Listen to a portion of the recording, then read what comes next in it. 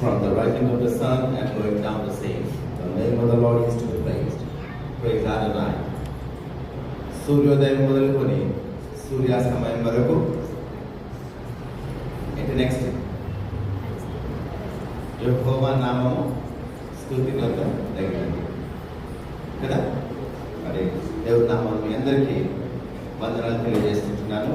మరి happy belated Christmas all of you. దాని తర్వాత అందరికీ నూతన సంవత్సరం యొక్క శుభాకాంక్షలు కూడా తెలియజేస్తున్నాను. మరి నాకు ఈ సమయం ఇచ్చినటువంటి దేవాది దేవుడికి వందనాలు తెలియజేస్తున్నాను. మరి ఇక్కడ నేను ఉంటానని మరి నేను అనుకోలేదు. మరి ఇది ప్యూర్లీ యాక్సిడెంటల్ అయితే మరి దేవుని కృప మరి దేవుడు అని ఇక్కడ వచ్చి ఉంటున్నాడు. మరి నేను అనుకోలేదు ఇక్కడ ఉంటానని కూడా. నాకు పరిస్థితులు కానీ రకరకాలుగా ఉంటున్నాయి. అయితే ఇప్పుడు నేను దేవుడు మరి నేను ఎక్కడ ఉండాలన్నది చింతమయ్యా అన్నప్పుడు మరి దేవుడు నన్ను ఇక్కడ నడిపించుకుంటున్నాడు. అందరికీ నన్ను నిలబెట్టడం మరి ఆయన చింతమైనందుకు ఆయన వందనాలు తెలియజేసుకుంటున్నాను. మరి అదేవిధంగా మరి ఇక్కడికి మరి మీ మధ్యలో నిలబడడం నాకు కొత్తవి కాదు. ఈ యొక్క మధ్యలో నాకు కొత్త కాదు. మరి ఇంతకు ముందు కూడా నేను చాలాసార్లు వచ్చేయించున్నాను ఇక్కడికి. మరి ఇంగ్లీష్లో అంటారు కదా, హోమ్ కమింగ్ అంటారు కదా. సో మళ్ళీ మా సొంత ఇంటికి వచ్చినట్టుగా నేను నాకు ఆ యొక్క ఫీలింగ్ ఉంటుంది ఇక్కడికి వచ్చినప్పుడు. మరి పాస్టర్ గారు కానీ మరి కుటుంబస్తులు కానీ ఆంటీ గారు కానీ ఎంతో ఆత్మీయులు సుపరిచితులు మరి వారితో ఇక్కడ ఉండడం అనేది మరి చాలా సంతోషమైన విషయం. అయితే మరి ఈరోజు మరి దేవుడు మనతో మాట్లాడబోయే వాక్యాన్ని మనం పంచుకొని పోయే ముందు ఒక్కసారి మనం ఆయన వైపు చూసి మరి ఈ యొక్క మరి వాక్యాన్ని మొదలు పెట్టుకుందాం. దయచేసి అందరూ కళ్ళు మూసుకొని మరి ఒక 2 నిమిషాలు మనం ప్రార్థనలో గడుపుదాం. సర్వశక్తి సంపూర్ణ గొప్ప దేవ, మహా ఆకాశం కూడా పట్టజానటువంటి అది మహా గొప్ప దేవ, మరి మీరు మాకు దేవుడమైన వందనాలు. మమ్మల్ని మేము పిల్లలుగా చేసుకుని చెల్లిస్తున్నాను గొప్ప తండ్రి. నాయన పరిశుద్ధాత్మ దేవ, మిమ్మల్ని మా మధ్యలోకి ఆహ్వానిస్తుండగా ప్రతి ఒక్కరితో మాట్లాడే వాకించడం నాకు కూడా మీకు అల్పుడనైనా నాకు మీరు ఇచ్చిన ఈ గొప్ప భాగ్యం మీకు నామంలో నా చెల్లిస్తున్నాను గొప్ప దేవ. నాయన మరి మీ బిడ్డలు మరి మీ ఆకలితో ఇక్కడ కూర్చుంటుండగా ఒక్కొక్కరి ఆకలి మీకు తెలుసు కాబట్టి నా తండ్రి ప్రతి బిడ్డతో మాట్లాడి ఆకలి తీర్చమని ఇక నూతన సంవత్సరం ప్రతి ఒక్కరికి నా తండ్రి మరి శుభముగా అదేవిధంగా తండ్రి ఒక సక్సెస్ఫుల్గా ఒక అతన్ని వాళ్ళు ఊహించిన దానికన్నా గొప్పగా ఉన్నట్టుగా దీవించి ఆస్వాదించి పంపించమని ఏసేటట్టున్నాను తండ్రి. ఆమేన్. మరి ఒకసారి మీ అందరికీ కూడా నూతన సంవత్సరం యొక్క మరి శుభాకాంక్షలు తెలియజేస్తున్నాను.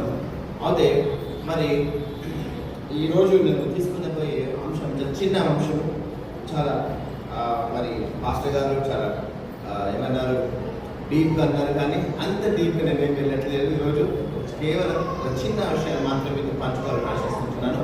మరి అందరినీ కూడా మీ యొక్క అటెన్షన్ మరి వాక్యంపై కేంద్రీకరించండి. మంచి ఆరాధన చక్కగా పాల్గొన్నారు అందరూ.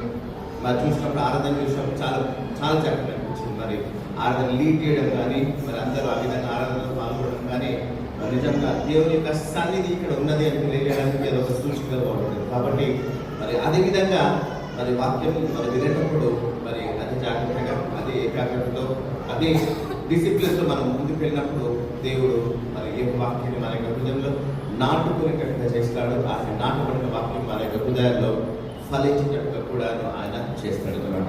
అయితే మరి ఈరోజు నేను తీసుకున్న చిన్న అంశం కానీ మరి ఆ యొక్క చిన్న అంశాన్ని మనం కొన్నిసారి చిన్న విషయాలనే కొంచెం జాగ్రత్తగా, ముఖ్యంగా స్పోర్ట్స్ అనే వాళ్ళకి మరి వాళ్ళ కోచెస్ చెప్తుంటారు ఏమని అంటే స్టిక్ టు బేసిక్స్ అంటారు. స్టిక్ టు బేసిక్స్ అంటే వాళ్ళు బేసిక్స్ నేర్పిస్తారు.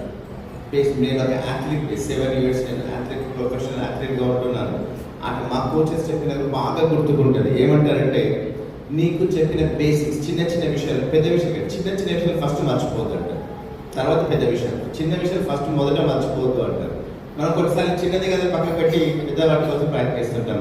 అప్పుడు ఇది దొరకదు అది దొరకదు. కాబట్టి చిన్న విషయాలను మొదటగా జాగ్రత్తగా పట్టుకున్న ఆ చిన్న చిన్న అడుగులే మనల్ని ముందుకు తీసుకెళ్తూ ఉంటున్నాయి. సరే, మనం గమనించినప్పుడు నేను తీసుకున్న అంశం ఏంటంటే ఫలించేది జీవితం, ఫలించే జీవితం.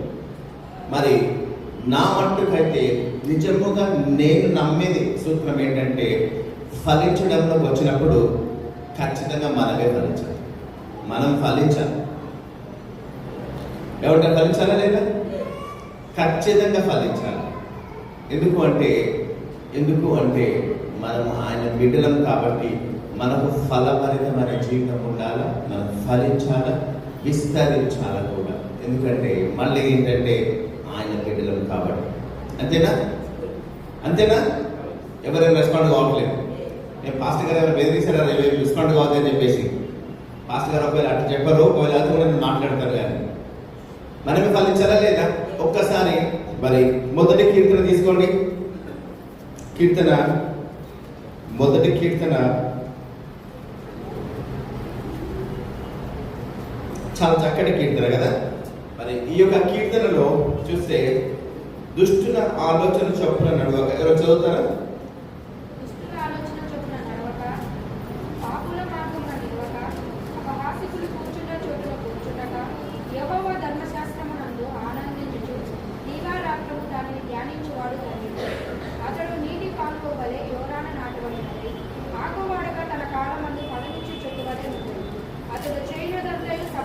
చాలా థ్యాంక్ యూ. ఇక్కడ 2-3 వచనం చాలా ముఖ్యమైనవి. 2-3 వచనం చాలా ముఖ్యమైనవి. ఎందుకంటే మనం ఫలించే వారంగా ఉండాలి. మొట్టమొదటిగా మనము ఫలించే వారంగా ఉండాలి. గమనించినప్పుడు 2వ వచనంలో యెహోవా ధర్మశాస్త్రమునందు ఆనందించుచు. ఈరోజు మనం బైబిల్ని తీసుకొని చూసినప్పుడు ఆదికాండం నుంచి ప్రకటన వరకు కదా, చాలా పెద్ద బైబిల్ కనబడుతుంది. మరి దావీదు మహారాజు ఈ యొక్క కీర్తన రచించినప్పుడు ఎన్ని అధ్యాయాలు ఉన్నాయి ఎవరికైనా తెలుసా? కేవలము 5 అధ్యాయాలు. మోషే రచించిన 5 అధ్యాయాలు. వాటిని చదివి వాడు ఎంతో సంతోషపడేవాడు. కేవలం ఆ 5 అధ్యాయాలు. మొదటి బైబిల్ పాత నిబంధనలో మొట్టమొదటి 5 గ్రంథాలు మాత్రమే ఉన్నాయి. ఇంకా లేదు, తర్వాత ఇంకేమి లేవు. తర్వాత యాడ్ అవ్వకుంటూ వచ్చి ఉంటున్నాయి. అయితే ఇక్కడ ఏంటంటే మరి దావీదు మహారాజు ఆ 5 గ్రంథాలని ముందు పెట్టుకొని ఎంతో సంతోషిస్తూ అంటున్న మాట ఏమంటున్నాడంటే, యెహోవా ధర్మశాస్త్రమునందు ఆనందించుచు. ఇంకోటి ఏంటంటే దివారాత్రము దానిని ధ్యానించువాడు ధన్యుడు. నువ్వు నూతన సంవత్సరంలో ధన్యతను సాధించాలి, లేక ధన్యతగా ఉండాలని ఇక జీవితం అంటే ఇక ధన్యురాలిగా ఉండాలని అనుకుంటే ఏంటంటే ఒక కండిషన్ ఉంది. ఏంటా కండిషన్? దివారాత్రము దేనిని ధ్యానించాలంట?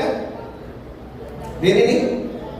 మనకు ఎంత బిజీగా అయిపోయిందంటే ఈ రోజుల్లో మనకు మొబైల్తో స్పెండ్ చేసిన టైం కుటుంబస్తులతో స్పెండ్ చేయట్లేదు, దేవుడితో స్పెండ్ చేయట్లేదు, దేవుడు కూడా మనకు గడపట్లేదు. మనకు మొబైల్ అనేది మనకు జీవితంలో అంత పిచ్చి. ఒకటి గమనించాలి, అంత పిచ్చిగా మనం దాన్ని వాడుతున్నాము అంటే ఖచ్చితంగా అది స్థాపన శోధన అని చెప్పి మనం గ్రహించాలి. మరి ఇక్కడ ఏమంటున్నాడంటే దివారాత్రం మన ఇళ్లలో కూడా పరిశుద్ధ గ్రంథాలు ఉంటున్నాయి కదా. ఇక్కడ ఒక క్వశ్చన్ అంటే ఎంతమంది ఇంట్లో ఉందంటే ఒకటి ఏంటంటే క్రైస్తవులను నిజంగా మరి అప్రిషియేట్ చేయాలి, అభినందించాల్సిన విషయం ఏంటంటే ప్రతి ఇంట్లోనూ బైబిల్స్ ఉంటాయి. మరి కొన్ని సాడ్ థింగ్స్ చెప్పాలంటే అది బైబిల్ చదవాలి అని బైబిల్ తీసినప్పుడు ఇదొక క్వశ్చన్, ఇదొక ప్రశ్న. ఎంతమంది ఇళ్లలో బైబిల్ని బయటకు తీసినప్పుడు ఆ బైబిల్ దుమ్ము కొట్టుకోకుండా ఉంటుంది? ఇది మీకు వదిలేస్తుందండి. ఎందుకంటే నేను ఎవరిని విమర్శించడానికి రాలేదు, కానీ మిమ్మల్ని మీరు విమర్శించుకోండి, మిమ్మల్ని మీరు ప్రశ్నించుకోండి. మా ఇంట్లో బైబిల్ నేను తీసినప్పుడు ఎట్లుండాలి? ఫర్ ఎగ్జాంపుల్ ఒక బైక్ ఉంటుంది ఇంట్లో, లేక కార్ ఉంటుంది. ఆ కార్ని నెల రోజుల తర్వాత తీస్తే ఎట్లుంటుంది? మొత్తం దొమ్ము కొట్టుకొని ఉంటుంది కదా, అంతే కదా. మరి నీ బైబిల్ని కూడా నెల రోజులకు ఒకసారి తీస్తే అట్లే ఉంటుంది పరిస్థితి కూడా.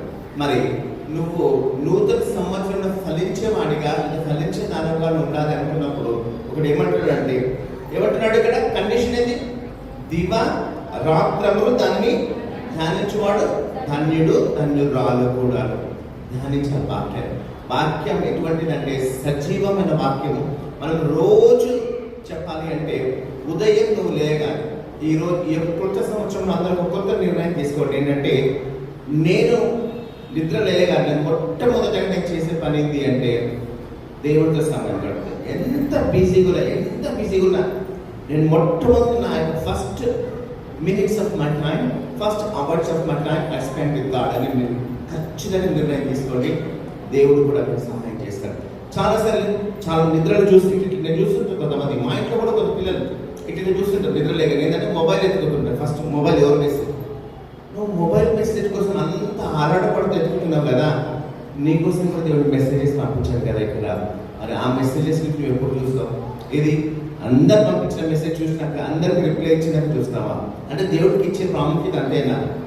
ఈ రోజు నేను చెప్పేది ఏంటంటే నువ్వు నూతన సంవత్సరంలో ఫలించాలి, నువ్వు నూతన సంవత్సరంలో ముందుకు వెళ్ళాలి, నువ్వు నూతన సంవత్సరంలో సక్సెస్ఫుల్ కోరుకుంటున్నారు. అందరూ ఉండాలి కదా, సక్సెస్ఫుల్ ఉండాలి కదా, ఫలించాలి కదా, గొప్ప అభివృద్ధి చెందాలి కదా. మరి ఉండాలి అంటే నువ్వేం చేయాలి? మొట్టమొదటిగా నువ్వేం చేయాలి? నువ్వు నీ యొక్క దినము దేంతో మొదలు పెట్టాలా? దేవుడితో మొదలు పెట్టాలి. ప్రార్థన చేయి. మొట్టమొదటి స్తుతించు దేవుడిని స్తుతించు. ఆయన వాక్యాన్ని నువ్వు పఠించు. ఆయన దినమంతా ఎంత పెద్ద గొప్ప శ్రమ నీ కోసం, ఎంత పెద్ద కష్టం నీ కోసం, ఎంతో పెద్ద ఎక్స్ప్లెనేషన్ ఇచ్చుకోవాల్సి ఉంటుంది నీకు. కానీ నువ్వు కూర్చొని ఆయన సన్నిధిలో 5 నిమిషాలు మోకాళ్ళు మీరు మాట్లాడినప్పుడు ఆయనతో నీ కోసం దేవుడు రాజులను కూడా నీ కోసం వాళ్ళని మోకాళ్ళు ఉండేటట్టుగా చేస్తుంది. హల్లెలూయా, హల్లెలూయా. కాబట్టి ఒక నిర్ణయం ఏంటి అంటే ఖచ్చితంగా ఏ నిర్ణయము? మీ యొక్క దేంతో స్టార్ట్ అవుతుంది? చెప్పాలంట ఖచ్చితంగా. నోటితో పలకాలి ప్రతి ఒక్కరు. దేంతో? వాక్యాన్ని చదువుతూ ప్రార్థనతో. ఎంత బిజీగా ఉన్నప్పటికీ కూడా నాకైతే చాలాసార్లు కంప్లైంట్ ఏంటంటే ఈ డజంట్ వాచెస్ మెసేజెస్ అని కంప్లైంట్ చాలా మంది. సార్ నేను పంపించేస్తాను మార్నింగ్ అంటే నిజంగా నాకు మార్నింగ్ ఫస్ట్ వేరే వాళ్ళ మెసేజెస్ ఇవ్వాలి, ఇంపార్టెన్స్ ఇవ్వాలి ఖచ్చితంగా. కానీ కొంచెం తక్కువ ఇంపార్టెన్స్ ఉంటుంది నాకు. అక్కడ ఏమైనా కొంచెం కంప్లైంట్స్ కూడా వస్తుంటాయి, కరెక్షన్ చేసుకోవాల్సి ఉంటుంది నేను కూడా. కాకపోతే బట్ ఖచ్చితంగా నేను మాత్రం I begin my day with Bible reading and pray. ఎంత బిజీగా ఉన్నప్పటికీ కూడా, ఎంత బిజీ నువ్వు ఆ రకమైన ఖచ్చితమైన నిర్ణయంతో ఉన్నప్పుడు దేవుడు ఖచ్చితంగా నేను ముందుకు తీసుకెళ్తాడు. మొదటి కీర్తన చూడండి ఎంత బాగా అంటున్నాడు, దివాకరం ధ్యానించువాడు ధన్యుడు. అయితే ఆ ధన్యత ఏ విధంగా ఉంటుందంటే చూడండి, అతడు నీటి కాలువ యోలను నాటినబడినదై ఆకు వాడక తన కాలమందు ఫలమిచ్చు చెట్టు వలె. ఇప్పుడు కొన్ని చెట్లు ఎండిపోతుంటాయి. ఎందుకు ఎండిపోతుంటాయి అంటే ముఖ్యమైన కారణం ఏంటంటే వాటికి నీరు లేకపోవడం వల్ల పంటలు ఎండిపోతుంటాయి. చాలాసార్లు రైతులు కంప్లైంట్ చేస్తుంటారు, సార్ వర్షాలు లేవు సార్ అంటే. ఎందుకంటే నీరు లేకపోవడం వల్ల. నీరు చాలా ప్రాముఖ్యమైన విషయం కదా. అయితే ఇక్కడ ఏంటంటే గమనించాల్సిన విషయము, ఆ యొక్క మరి నీటి కాలువ ఒకటి పోతుంటే ఆ యొక్క కాలువ ప్రక్కలో ఒక మొక్క ఉంటే అది ఎంత బలంగా ఎదుగుతుంటున్నది. ఎందుకంటే దానికి 24 గంటలు దానికి నీటి సరఫరా ఉంటూనే ఉంటుంది కదా, ఆగిపోదు కదా. కాబట్టి ఆ మొక్క చాలా బలంగా ఎదుగుతుంది, చాలా స్ట్రాంగ్గా ఉండిపోతుంది. ఇక్కడ చూడండి ఏమంటున్నాడు, నీటి కాలువ యోలను నాటబడినదై. ఇంకొకటి ఏంటంటే ఆకు వాడిపోవడం దేనికి సూచన అంటే ఫలభరితంగా లేకుండాన్ని ఆకు వాడడం అంటారు. అయితే ఆకు వాడిపోదండి, పచ్చగా ఉంటుంది. దాని తర్వాత తన కాలమందు ఫలమిచ్చి చెట్టు వలె ఆ మొక్క ఏమవుతుందంటే చెట్టు అయి ఫలాలను కూడా అందిస్తుంది అనమాట. అయితే ఆ యొక్క ఫలాలు ఎటువంటి ఫలాలు అంటే తన కాలమందు, అంటే ఇంకొక మాటలో చెప్పాలంటే ఇది ఏ కాలం? చలికాలం కదా. ఈ చలికాలంలో మనకు మామిడి పళ్ళు కనపడ్డాయి అనుకోండి. చలికాలంలో మామిడి పళ్ళు కనపడితే ఎట్లుంటుంది? ఇదే ఈ మామిడి పళ్ళు కనపడుతుంది, చాలా ఒక ఆశ్చర్యం కదా. ఒక నిమిషం ఆగి చూస్తాం కదా, ఈ మామిడి పళ్ళైనా నిజంగా కొంతమందికి అయితే ఓపిక టైం ఉందంటే వెళ్ళి దగ్గరికి ఇవి నిజంగా మామిడి పళ్ళైనా ఇక్కడ దొరికినా ఈ టైం ఎట్లు వచ్చినాయంటారు. ఎందుకంటే అది కాలం కాదు కదా. మరి అదేవిధంగా మా యొక్క కోచెస్ మాకు చెప్పేది ఇచ్చినప్పుడు నాకు గ్రౌండ్లో చెప్పేది ఏంటంటే ఏ కాలంలో దొరికే ఫ్రూట్స్ని ఆ కాలంలో తింటే అదే సగం ఆరోగ్యం. ఉదాహరణకు చలికాలంలో కొన్ని ఫ్రూట్స్ వస్తుంటాయి, ఆ కాలం ముందు దేవుడు వాటిని సృష్టిస్తాడు అంతేనండి. మనం ఆ ఫ్రూట్స్ తిన్నప్పుడు మన ఆరోగ్యం మన నిలకడగా ఉండిపోతుంది. అదేవిధంగా ఇక్కడ ఏమంటుందంటే తన కాలమందు ఫలమిచ్చు చెట్టు వలె నుండును. ఇంకొకటి లాస్ట్ చివరి ఎంత బాగుంది చూడండి, అతడు చేయనంతయు ఈ యొక్క నా యొక్క విష్ ఏంటంటే మీరు చేయనంతయు కూడాను సఫలం కావాలి. ఈ యొక్క కొత్త సంవత్సరంలో మీరు చేసే ప్రతి ఒక్క పని సక్సెస్ఫుల్గా ఉండాలి. మీరు చేసే ప్రతి ఒక్క పని మిమ్మల్ని అభివృద్ధిలోకి తీసుకెళ్ళాలి. మీరు చేసే ప్రతి ఒక్క పని దేవునికి మహిమకరంగా ఉండాలి. మీరు చేసే ప్రతి ఒక్క పని మీకు సంఘంలో ఉపయోగకరంగా ఉండాలి, కుటుంబంలో ఉపయోగకరంగా ఉండాలి, మీకు వ్యక్తిగత జీవితం ఉపయోగకరంగా ఉండాలి, మీ యొక్క ఉద్యోగంలో ఉపయోగకరంగా ఉండాలి, మీ యొక్క ఉద్యోగము ఆశీర్వాదకరంగా ఉండాలి. మరి అతను చేయడంతయు ఏంటంటే అది సఫలము. ఆ రకంగా అంటే సక్సెస్ఫుల్గా దేవుడు మీకు అన్ని ఈ యొక్క కొత్త ఇయర్లో ఉంచాలి. అయితే ఒకటి గుర్తుంచుకోవాలా, బైబిల్లో దేవుని ఆజ్ఞ, దేవుని యొక్క దీవెనలు అందరూ just take them for granted. Take them for granted అంటే ఇవన్నీ నానే తీసేసుకుంటారు. మంచిది, మన కోసమే. ఒక్క విషయం గమనించాలి ఎప్పుడే కానీ, అవన్నీ దేవుడికి ఇవ్వడానికి రెడీ ఉన్నాడు. కానీ ఇంగ్లీష్లో ఒకటి అంటారు కండిషనల్ క్లాజ్ అంటారు. కండిషనల్ క్లాజ్ అంటే నువ్వు ఈ కండిషన్ ఫుల్ఫిల్ చేస్తే కానీ నీకు రావు. ఈ కండిషన్ ఫుల్ఫిల్ చేస్తే కానీ నీకు ఈ రావు. ఏంటంటే ఇక్కడ ఇవన్నీ దేవుడు ఇస్తున్నాడు 3వ వచనం. కానీ 2వ వచనంలో ఏమంటున్నాడు? ఫస్ట్ 2వ వచనం ఏమంటారు? ఆనందించు దివారాత్రం దాన్ని మనం ఆ పని చేస్తున్నాను. ఆ పని చేస్తేనే ఇవన్నీ చేయకుండా అవన్నీ ఎక్స్పెక్ట్ చేయడం అనేది అది ఫూలిష్నెస్. నాకు తెలిసిన ఒక వ్యక్తి ఉన్నాడు మా ఇంటి దగ్గరలోనే, పెద్ద చదువుకున్నవాడు కాదు, దాన్ని చిన్న ఉద్యోగం చేసుకుంటున్నాడు. దేవుని నమ్ముకున్నారు, ఆశీర్వదించున్నాడు. మీరు ఈ విషయం చేస్తే ఆశ్చర్యపోతారు. కానీ నాకు స్వయంగా నేను చూసిన విషయం, బైబిల్ని దాదాపుగా ఒక 100 సార్ల కంటే ఎక్కువ పూర్తి చేస్తాడు. వేరే పనికి ఏది పెట్టుకోడు, ఉద్యోగం నుంచి రాక బైబిల్ చదువుతాడు. ఇంకొక విషయం ఏంటంటే బైబిల్ తప్ప వేరే ఏది చదవడం రాదు.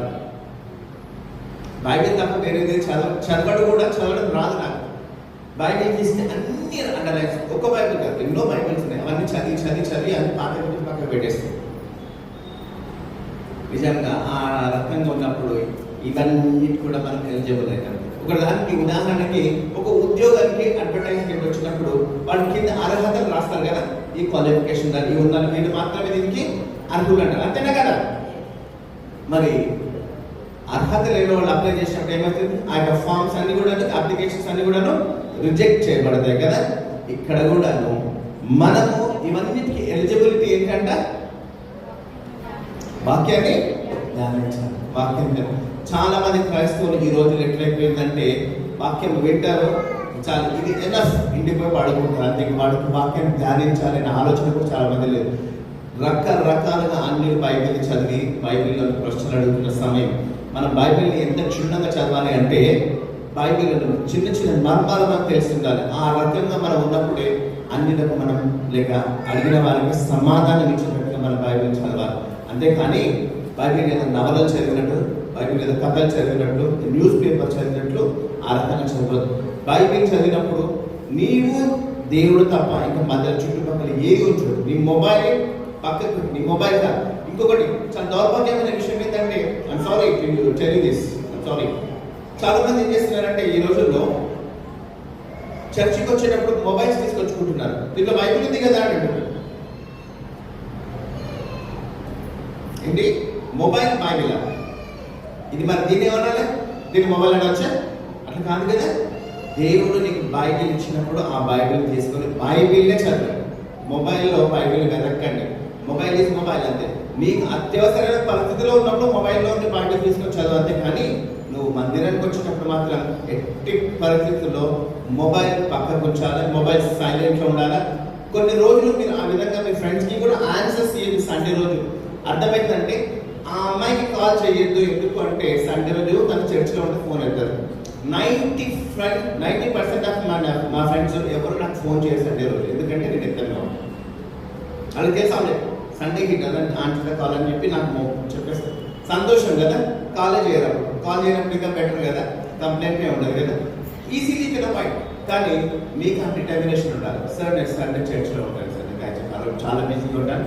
మనం ఇంటికి ఎన్ని గంటలకు వస్తామో చెప్పలేదు sir. So please don't expect నాకు అంతే, చాలా వినదు. ఆ మాట చెప్పడానికి ధైర్యం చాలా నీకు. రైట్, ఓకే, హల్లెలూయా. అయితే మొట్టమొదటి ఏంటంటే మనము దివారాత్రము ధ్యానించాలి. ఒక్కసారి మనం గమనించి చూస్తే లూకాసు వార్త 4వ అధ్యాయం 16వ వచనం, తొందరగా చేద్దాం. లూకాసు వార్త 4వ అధ్యాయం 16వ వచనం.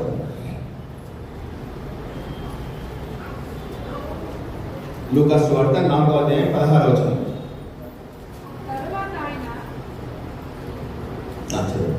తరువాత ఆయన తాను పెరిగిన నజరేతునకు వచ్చాడు. తన వాడుక చొప్పున విశ్రాంతి దినములు సమాజ మందిరంలోనికి వెళ్ళి చదువుటకై నిలువుచుండగా.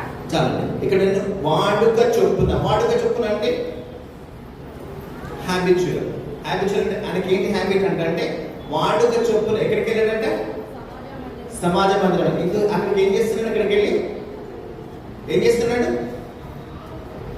వాక్యాన్ని చదువుతున్నాడు. యేసయ్యకు ఒక హ్యాబిట్ ఏంటంటే వాడుక చొప్పున ఆయనకున్న ఒక హ్యాబిట్ ఏంటంటే వాక్యాన్ని చదవడం. మరి ఆయన వాక్యాన్ని నువ్వు ఆయన చేసినప్పుడు, దేవుడే చేస్తున్నప్పుడు నువ్వు నేను చేయడం అనేది చాలా ముఖ్యమైన విషయం. ఖచ్చితంగా మనం చేయాల్సి ఉంటుందంట. అయితే ఒకటి ఫస్ట్ ఏంటి, మనం ఫలించే వారంగా ఉండాలి. దాని తర్వాత ఫలించే వారంగా కాకుండా మనం ఏం చేస్తున్నామంటే ఈ యొక్క వాక్యాన్ని చదివే వారంగా ఉంటున్నాం కదా. దాని తర్వాత వాక్యాన్ని పాటించే వారంగా కూడా ఉండాలి. ఏంటంటే వాక్యాన్ని చదవడంతో అయిపోలేదు. చదివి పక్కకి పెట్టి ఈరోజు నాకు ధన్యతలు వచ్చేసాయి, నేను ధన్యుడు అని చెప్పిస్తే అయిపోలేదు. ఆ యొక్క వాక్యాన్ని నువ్వేం చేయాలా, నేనేం చేయాలా, పాటించే వారంగా ఉండాలి. వాక్యం అప్పుడే కదా దాని ఎగ్జిక్యూషన్, అప్లికేషన్ అనేది. ఆ అప్లికేషన్ జరిగినప్పుడే, ఫర్ ఎగ్జాంపుల్ డాక్టర్ గారు ఉన్నారు ఇక్కడ, ఒక పేషెంట్కి ఒకవేళ జ్వరం వచ్చిందని చెప్పి వచ్చినప్పుడు ఒక ఫలానా ట్యాబ్లెట్ తెచ్చుకోండి అంటే తెచ్చుకున్నారంట. ట్యాబ్లెట్ కొనడంతో అయిపోదు కదా, ట్యాబ్లెట్ ఏం చేయాలా, వేసుకోవాలి, మింగాలి కదా. అప్పుడే శరీరంలోకి వెళ్ళి దాని పని చేస్తుంది. అప్పుడే కానీ దాని ద్వారా ఒకరికి స్వస్థత కలుగుతుంది. సింపుల్ లాజిక్, అంతే కదా. మరి ఇక్కడ కూడా వాక్యాన్ని కేవలం చదవడంతో అయిపోలేదు. వాక్యాన్ని ఏం చేయాలా, పాటించే వారంగా ఉండాలి. ఆ వాక్యాన్ని మనకు అన్వయించుకోవాలి. ఆ వాక్యాన్ని సారంగా ఉండాలి. ఈ కృత సంవత్సరంలో నిర్ణయం ఏంటంటే మొట్టమొదటి నేను ఖచ్చితంగా వాక్యాన్ని రోజు చదువుతాను. కొంతమంది 5 చాప్టర్స్ చదవచ్చు, 10 అధ్యాయాలు చదవచ్చు, కొంతమంది 1 అధ్యాయం అయినా చదవాలి. కానీ చదవండి, 1 అధ్యాయమైన. కానీ ఒకటి ఏంటంటే నా యొక్క సలహా ఏంటంటే చదివేది క్షుణ్ణంగా చదవండి, పరిశీలించి చదవండి, దాన్ని పరిశీలనాత్మకంగా చదవండి, అప్పుడు అర్థవంతంగా చదవండి. దాని యొక్క సార్థకత ఉంటుంది. అంతేకాని ఏదో చదవాలి కదా, మాస్టర్ గారు ఏదో చెప్పారు కదా చదవాలని చెప్పారు, అట్లా కాదు. దాన్ని చదివినప్పుడు నాకు దేవుడు నాతో ఏం మాట్లాడు, సజీవమైన వాక్యం ఇది, దేవుడి యొక్క సజీవమైన వాక్యం. కాబట్టి ఎప్పుడు నీతో మాట్లాడడానికి సిద్ధంగానే ఉంటుంది. కానీ నువ్వు మాట్లాడడానికి మరి చెప్పాలంటే కొన్నిసార్లు అంటారు కదా, నీకు 5 times కాల్ చేసినాను, కనీసం ఒక్కసారి రిప్లై ఇచ్చినావు అంటారు కదా. ఇన్ని మిస్డ్ కాల్స్ అయినా ఒక్కసారి రిప్లై ఇచ్చినావు కదా అంటే మన సంగతి ఒకసారి గమనిస్తే దేవుడు మన ఉదయం నుంచి రాత్రి పడుకునే వరకు ఎన్నిసార్లు దేవుడు మనకు కాల్ చేస్తాడు. అన్ని మిస్డ్ కాల్స్ లాగానే వెళ్ళిపోతాయి.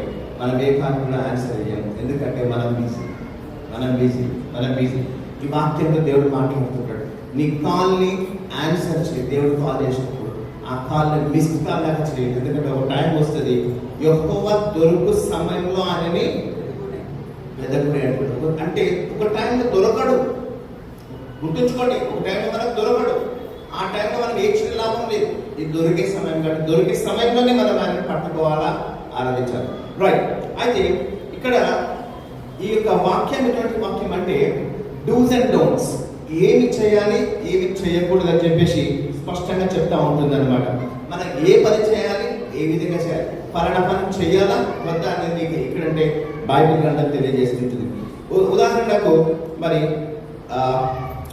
మొదటి కీర్తన 1వ వచనం తీసుకుంటే ఏంటంటే దుష్టుల ఆలోచన చొప్పున నడవడం.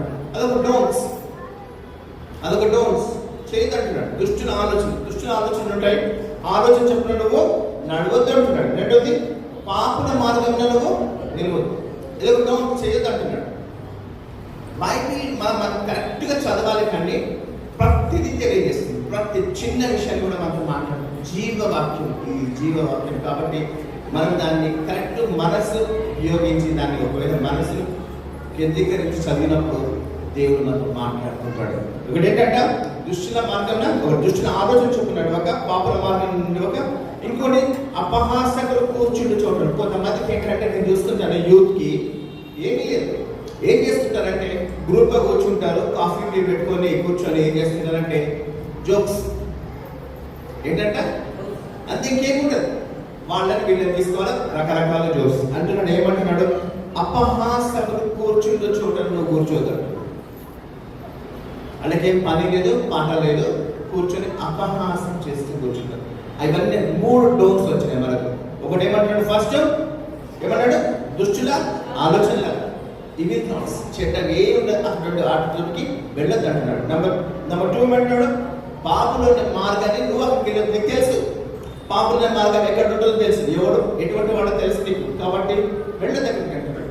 నెంబర్ 3 ఇంకోటి ఏమంటున్నాడు? అపహాసం. మన టీవీ షోస్ ఉంటాయి కదా, కొన్ని టీవీ షోస్ చూస్తుంటే ఏం లేదు, వాళ్ళు ఏం మాట్లాడుతుంటారో ఏం చేస్తుంటారో అని ఆ షో చూసేసేపు నవ్వుతూనే ఉంటాం. నిజంగా చెప్పాలంటే అపహాసం చేస్తున్నారు తప్ప వాడు జ్ఞానం లేదు. వాడు జ్ఞానం లేని కూతలే, అవి కూతలే అంటారు, మాటలు అన్నారు వాటికి. ఎందుకంటే దాంట్లో ఏమాత్రం ఉపయోగం లేదు, ఏమాత్రం ఉపయోగం లేదు. దాంట్లో మనం కూర్చోదు, దాని ముందు కూడా మనం కూర్చోదు, గుర్తుంచుకోవడం. Right, okay. అయితే మనం ఒకసారి ఇది మరి బైబిల్ గ్రంథంలో డూస్ అండ్ డోంట్స్ అని చెప్పినాం కదా. డూస్ అండ్ డోంట్స్ అంటే ఏది చేయాలో ఏది చేయకూడదో చెప్తుంది. ఉదాహరణకు మనము ఆదికాండము 3వ అధ్యాయము 1 నుంచి 5 తీసుకున్నామంటే, ఆదికాండము 3వ అధ్యాయం 1 నుంచి 5. దేవుడైన యెహోవా చేసిన సమస్త భూజంతువులలో సర్పం యుక్తి గలదై ఉండెను. అది ఆ స్త్రీతో, ఇది నిజమా అంటే అర్థమైంది. The first question of the Bible. తెలుసా ఈ విషయం? బైబిల్ గ్రంథంలోని మొట్టమొదటి ప్రశ్న ఏంటి అంటే ఇది నిజమా. ఓకే, అది ఎవరు అడుగుతున్నారు? సర్పం. ఇంకో మాట సాతాను అడుగుతున్నాడు. ఇది నిజమా అంటే ఏంటంటే ఆల్రెడీ వాడికి తెలుసారు. ఇది నిజమేనా? ఒకసారి మా ఫ్రెండ్ ఫోన్ చేసి అడుగుతుంటారు కదా, ఇది నిజమేనా, నాకు ఒక ఇన్ఫర్మేషన్ వచ్చింది అంటారు. అంటే అర్థమైందంటే ఆల్రెడీ నీకు ఆ ఇన్ఫర్మేషన్ ఉంది. ఈ ఇన్ఫర్మేషన్ ఎవరి దగ్గర ఉంది? ఇప్పుడు సాతాను దగ్గర ఉంది. కాబట్టి కన్ఫర్మ్ చేసుకుంటున్నాడు. ఏమని అంటే ఇది నిజమేనా, కరెక్టేనా ఇది? ఏమని అంటే ఈ తోటి చెట్టులో దేని ఫలం లేనట్టు మీరు తినకూడదని దేవుడు చెప్పానా అంటే అర్థమైంది.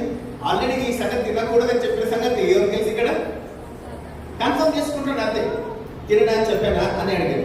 అందుకు ఈ తోట చెట్ల ఫలములన్నింటినీ తినవచ్చు, మాకు ఫుల్ లైసెన్స్ ఉంది, అన్ని రకాల చెట్లు పండ్లను మేము తినవచ్చు.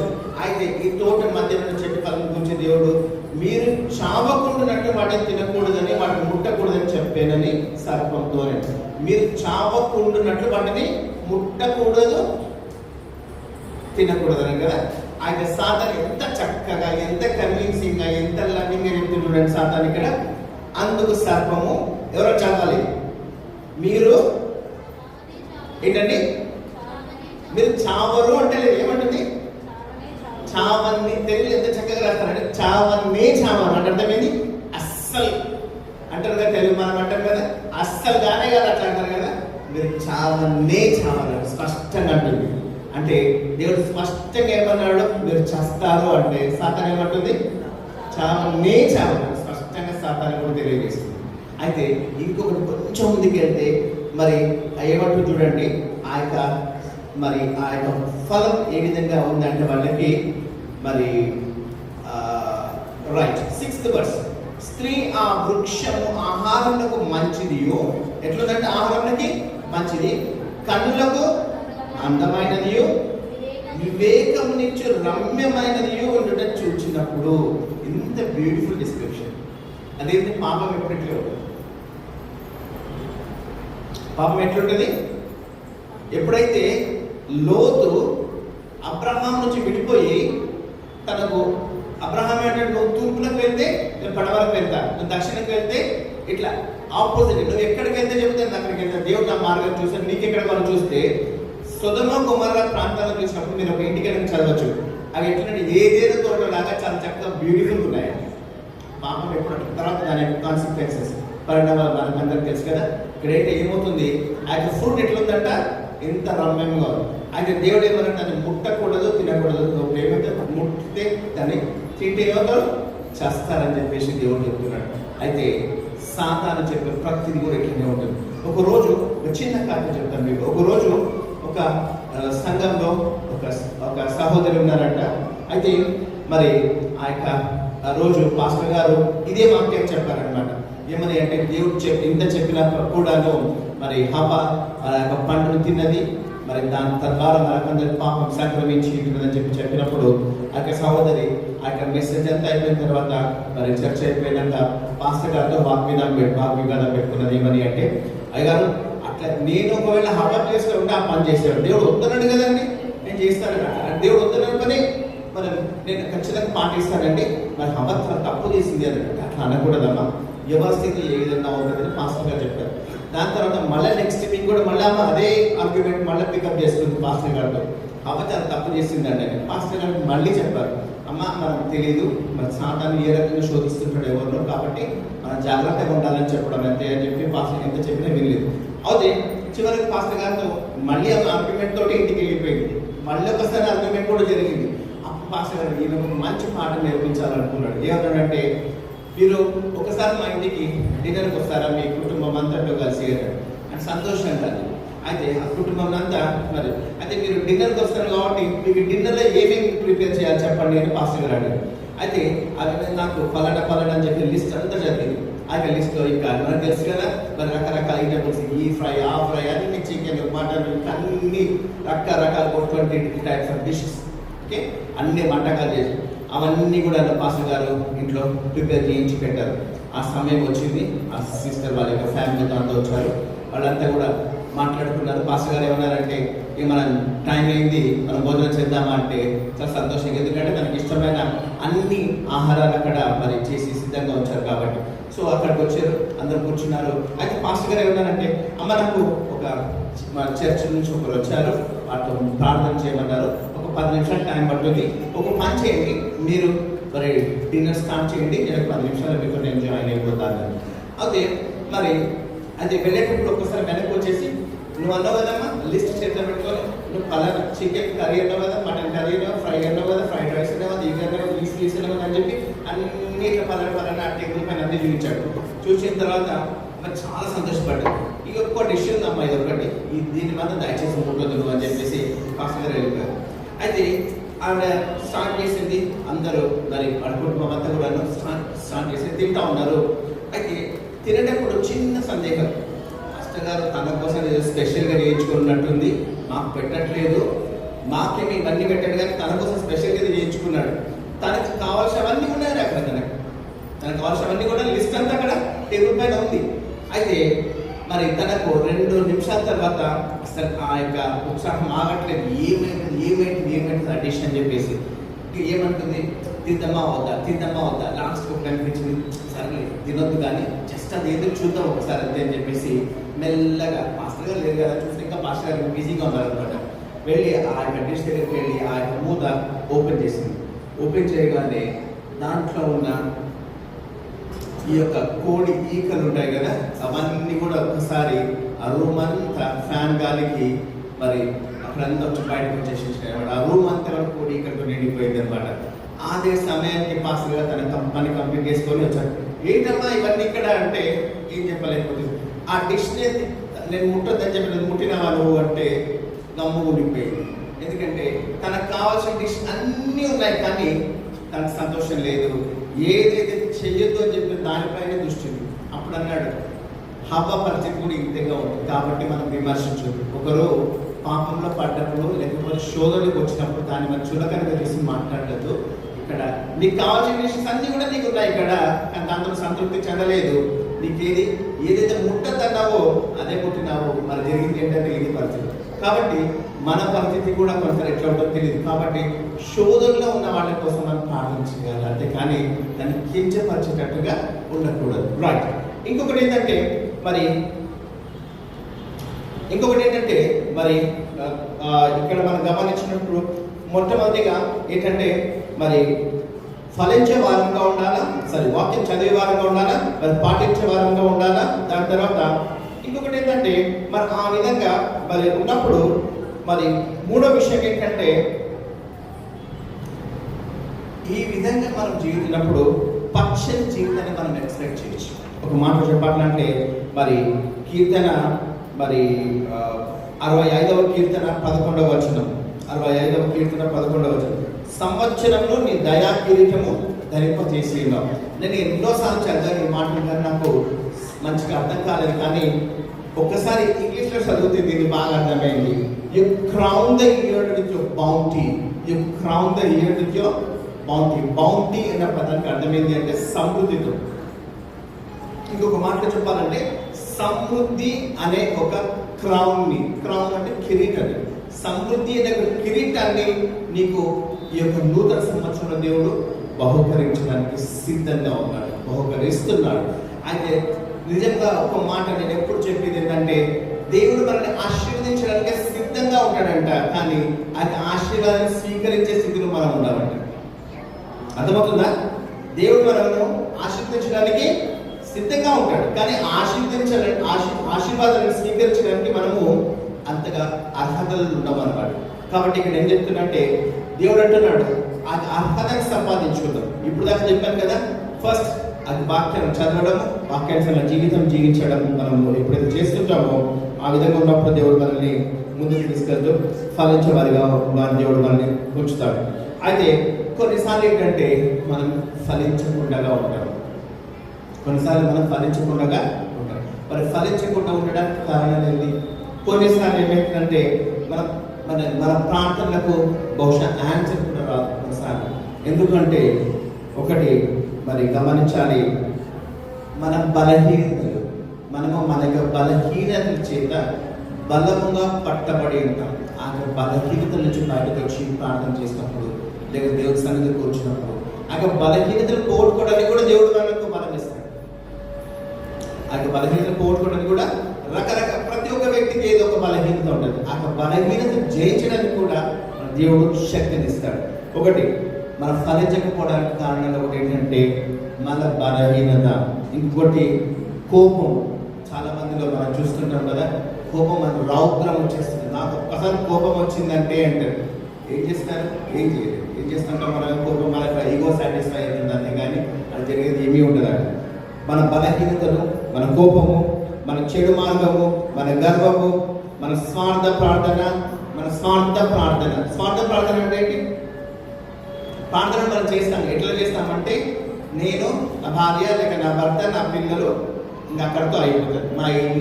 మా ఇంటి పార్కింగ్ ఏరియా నుంచి మా ఇంటి వరకు అక్కడ వరకు ప్రార్థన అయిపోతుంది అంతే. కనీసం పక్కింటి వాళ్ళ కోసం కూడా ప్రార్థన చేయడం.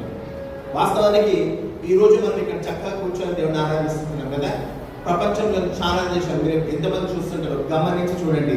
నైజీరియా, సిరియా, ఇరాన్ ఇక దేశాల్లో క్రైస్తవుని అత్యధికంగా ఎంత భయంకరంగా హింసిస్తున్నారంటే అంత భయంకరంగా.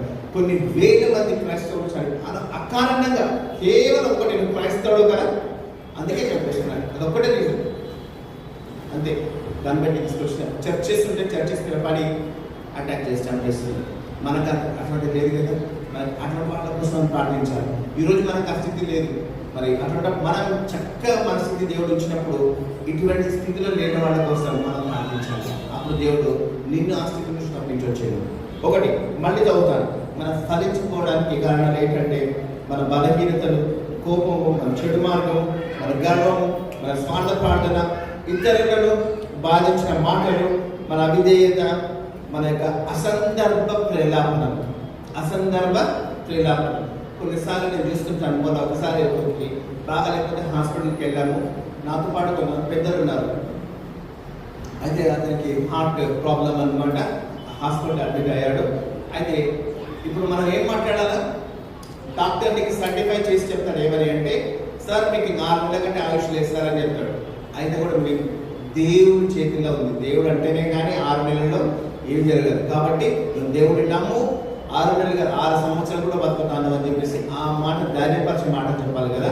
వాళ్ళు ఏం మాట్లాడుతున్నారంటే, అవునండి 6 months అంటే మరి ఇక డాక్టర్ చెప్పినట్టే మనం ఇక నమ్మాలి కదా, అంతేనా?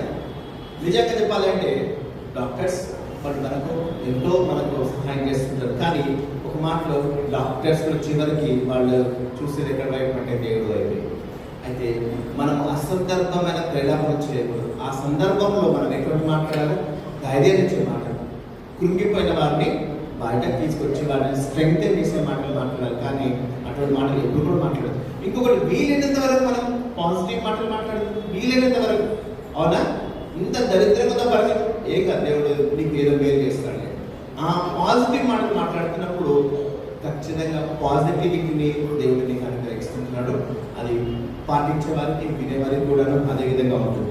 దాని తర్వాత మన యొక్క రహస్య జీవితము, ఇంకొకటి శరీరేచ్ఛలు.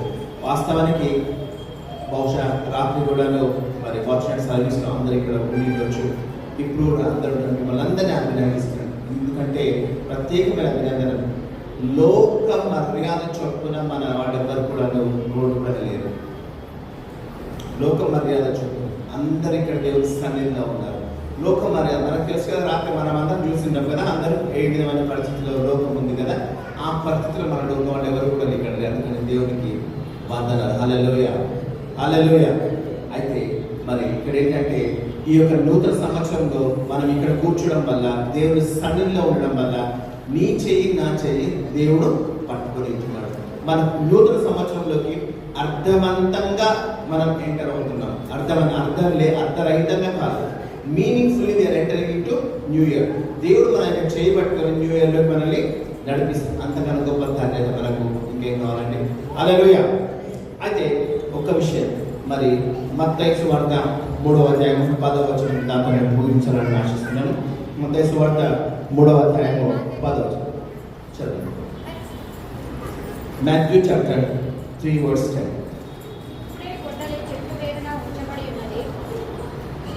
చదువు. అది చదువు.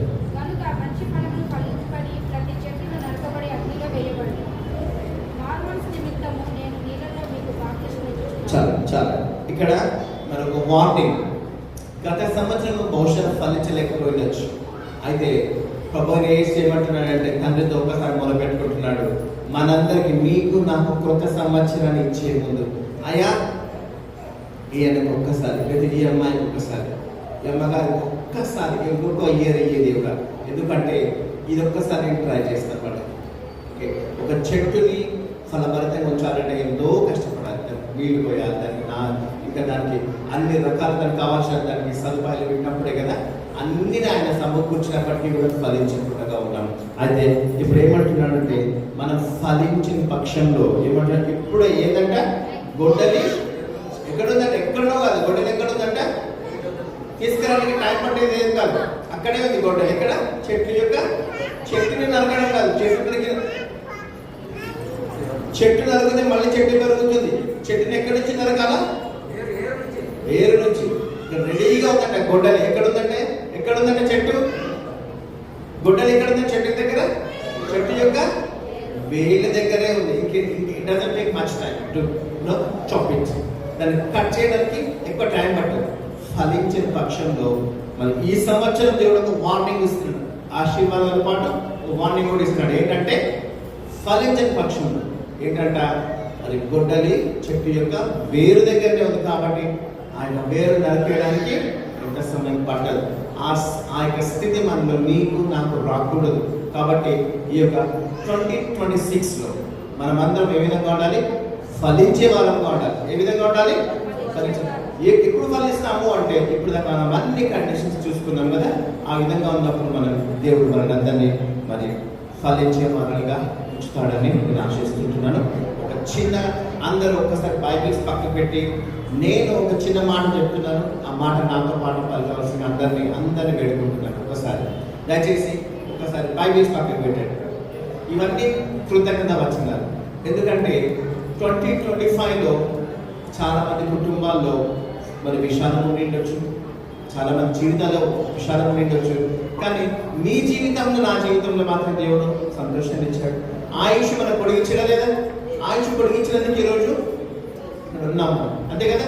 కాబట్టి ఇక్కడ మనం దేవుడికి కృతజ్ఞతలు తెలియజేద్దాం. మొట్టమొదటిగా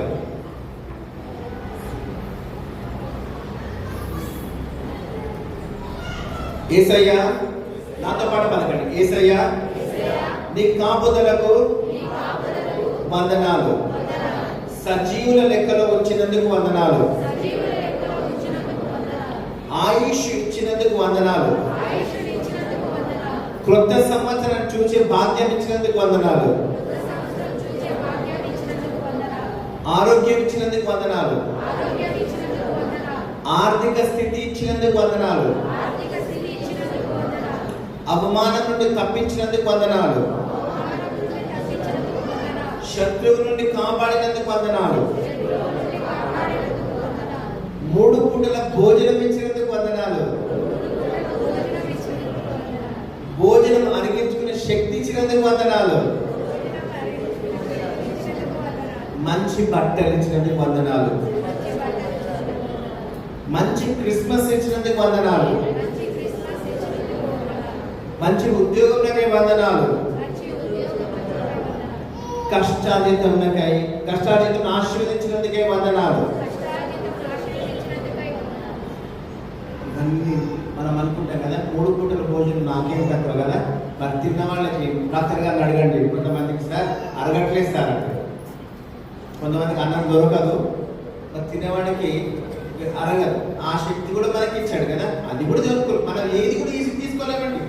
ప్రతి చిన్నదానికి కూడా మనం ఇక్కడ లాస్ట్కి మరి మొదటి తెస్సలోనిక రాసిన పత్రిక 5వ అధ్యాయం 18వ వచనంతో మనం ముగించుకుందాం. మొదటి తెస్సలోనిక రాసిన పత్రిక 1 Thessalonica chapter 5 verse 8. 1 Thessalonica chapter 5 verse 18. Yes. మనము పగటివారమై ఉన్నాము కనుక మత్తులమై ఉండక మొదటి తెస్సలోనిక రాసిన పత్రిక 5వ అధ్యాయం 18వ వచనం. ప్రతి విషయమునందు కృతజ్ఞతాస్తుతులు చెల్లించుడి. అంతే. ఏంటంటే ప్రతి విషయం ప్రతి విషయం నందు కృతజ్ఞతాస్తుతులు అంతే. ప్రతి విషయం అంటే ప్రతి విషయం అంతే. నీకు కీడు జరిగినా కూడా థ్యాంక్ గాడ్, నీకు ఆ కీడును దేవుడు నీకు మేలుగా భావిస్తాడు. ఈ కొత్త సంవత్సరంలో మీరందరూ కూడా ఫలించి అభివృద్ధి చెంది విస్తరించి మరి ఆయన యొక్క మహిమను ఇతరులు కొనియాడేటట్టుగా అందరూ మీ యొక్క ఇతరుల వాళ్ళందరూ ఉండాలంటే నేను యేసయ్య పేరిట మిమ్మల్ని అందరినీ కూడా ఆశీర్వదిస్తున్నాను. మరి ఈ యొక్క సమయం ఇచ్చినటువంటి మరి గారికి వందనాలు. మరి దేవుడు నాకు సమయం ఇచ్చిన ఆయన కూడా వందనాలు చెల్లిస్తూ మరి మీ అందరికీ మరొకసారి happy new year and I wish you Christ centred new year. Thank you.